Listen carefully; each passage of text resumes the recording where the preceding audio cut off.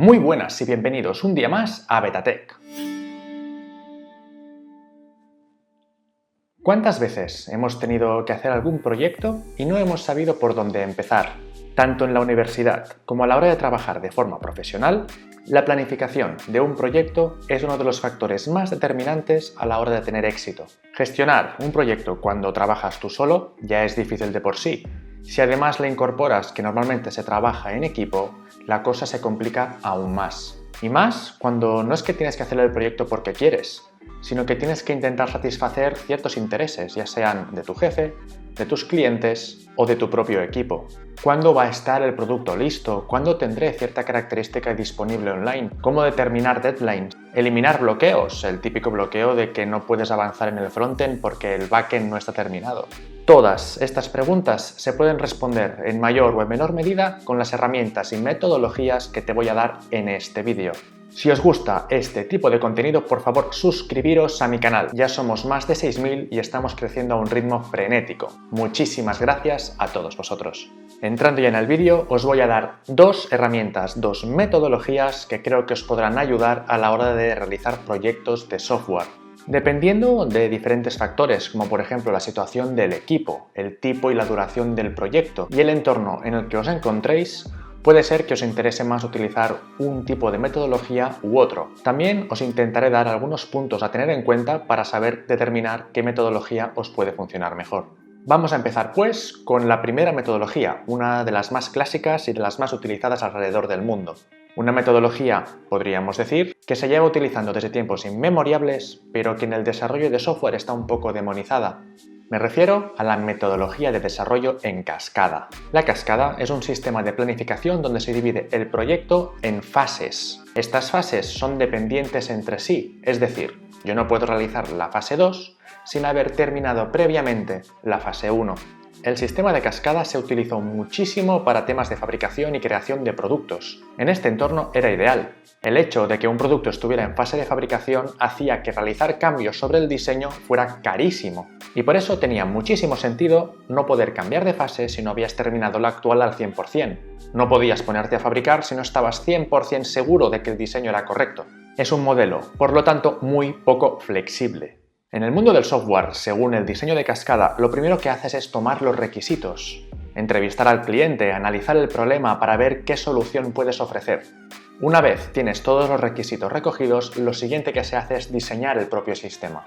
Luego lo desarrollas, lo testeas y finalmente lo sacas a producción, donde empezaría la fase de mantenimiento. Cualquier problema que aparezca en las fases posteriores del desarrollo, por ejemplo en la fase de testing o en la fase de mantenimiento, implicaría volver o bien a la fase de diseño o incluso a la fase de toma de requisitos, lo que puede encarecer, complicar y retrasar muchísimo el desarrollo de un producto de software. Es por esto precisamente que de la metodología en cascada se intenta huir.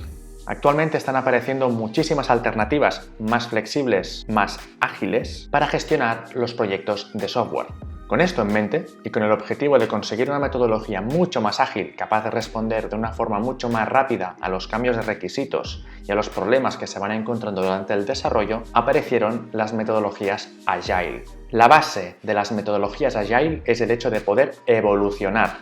A diferencia de los métodos en cascada, Agile divide el proceso de desarrollo en pequeños bloques. Y el objetivo es que al final del ciclo de desarrollo de cada uno de estos bloques se pueda aportar valor.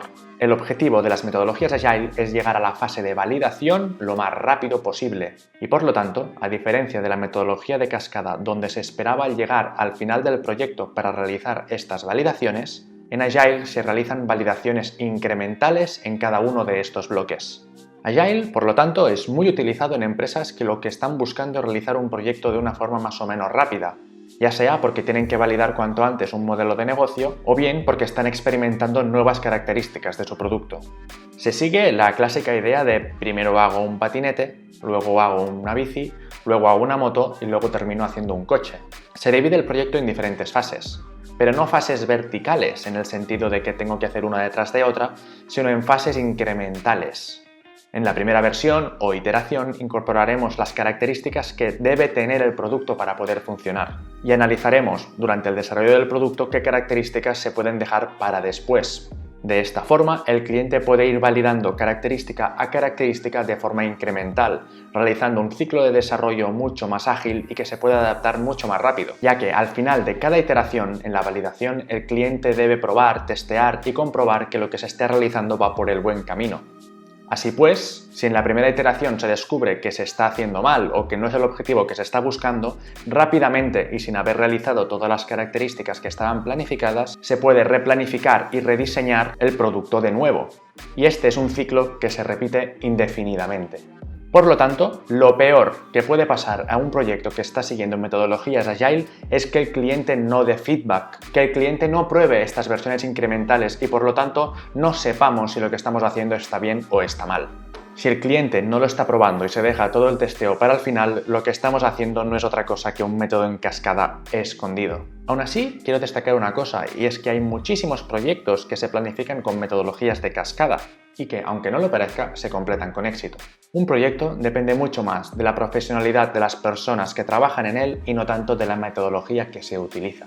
Quiero dejar claro esto, las metodologías no son más que herramientas que nos pueden ayudar a facilitarnos el trabajo, pero no son garantía de éxito. No por utilizar Agile vas a hacerlo mejor que otras personas que utilizan Cascada, ni por hacer Cascada vas a hacerlo peor que otras personas que utilizan Agile. Además, que hay que ser crítico a la hora de escoger qué metodología seguir para realizar diferentes tipos de proyectos. Por ejemplo, para hacer un proyecto de la universidad, seguramente lo más útil no es utilizar Scrum, sino que es muy posible que la cascada sea mejor.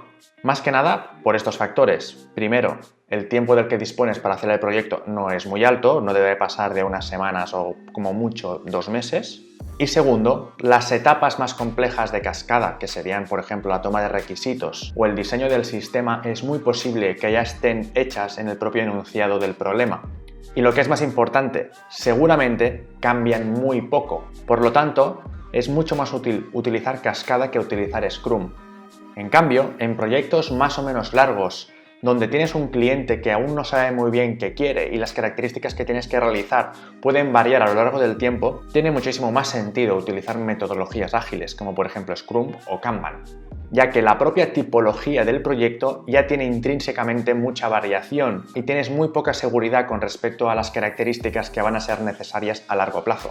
Por lo tanto, ya intentas adoptar una metodología que se adapte a esto. Si os interesa saber más de estas metodologías ágiles, haré un vídeo en el futuro sobre Scrum, explicando en más detalle qué es Scrum, por qué se utiliza, por qué algunas personas lo adoran y por qué otras personas lo odian. Y espero que el hecho de haber visto este vídeo os pueda ayudar en un futuro a la hora de decidir cómo planificar un proyecto, ya sea para la universidad o para vuestra propia vida laboral.